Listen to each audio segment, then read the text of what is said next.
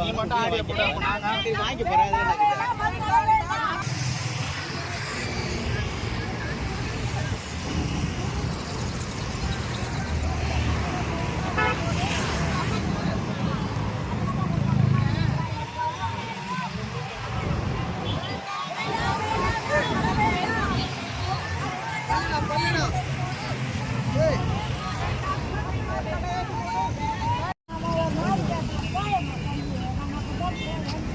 வயசானவங்க வயசு கம்மியா இல்லைங்க, ஒட்டுமொத்தமாகவே பெண்களுக்கு பாதுகாப்பு இல்லைங்க இந்த மதுவுனால.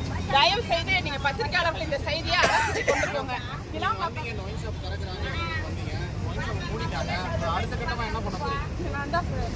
நம்ம பண்ணணும்ல. உள்ள கலால்துறையிட்ட பள்ளிக்கூடத்துக்கு திறக்கக்கூடாது, எப்படி அனுமதி கொடுக்கணுங்கிறது மாவட்ட ஆட்சியரும் அமைச்சரிடமும் முதலமைச்சரிடமும் நாங்கள் மனு கொடுக்கலாம். இலாம்பாக்கம் பேருந்து நிலையத்துக்கு அருகில் இந்த மாதிரி ஒரு டாஸ்மாக் கடை தேவையில்லை. நீங்கள் அதுக்கு பின்னாடி உள்ளதையும் சேர்த்து எங்கே இருந்தாலும் சரிங்க, டாஸ்மாக் கடைகளை முழுவதுமாக இந்த வட்டாரத்திலே வேண்டாங்கிறது. ஏன்னா பேருந்து நிலையத்தில் இரவு நேரங்களில் நள்ளிரவுலாம் பெண்கள் தனியாக இங்கே வர முடியாத ஒரு சூழ்நிலை.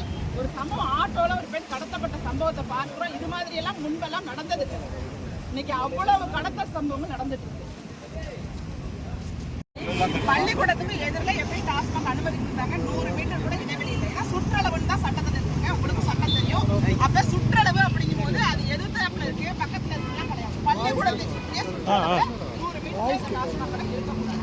அதனால அது நீங்க கலால்துறை வாயிலாக மாவட்ட ஆட்சியருக்கு சொல்லி மாவட்ட ஆட்சியர் வந்து முதல்வர் வரை சேர்த்து இந்த இடத்துல திறக்கக்கூடாதுன்றத வலியுறுத்தி நான் எழுதி கொடுத்துறேன் சார். நான் மீடியா இருக்கு சார், வீடியோ எடுத்துருக்கேன். நான் எழுதி கொடுக்க மாட்டேன்னு சொல்லுங்க.